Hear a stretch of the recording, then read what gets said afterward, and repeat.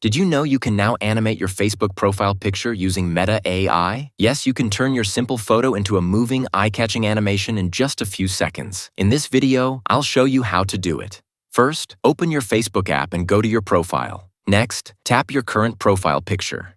Then, tap Animate Profile Picture. After that, pick from preset animations like natural movement, waving, party hat, confetti, heart effect, and more. Next, wait until the animation finishes generating. Then preview it. If you like it, tap Next. Then tap Save. And that's it. Your Facebook profile picture is now animated and ready to impress your friends. Take note, this feature is powered by Meta AI and is still rolling out. If you don't see it yet, it may not be available in your country. Just wait until Meta completes the rollout in your region.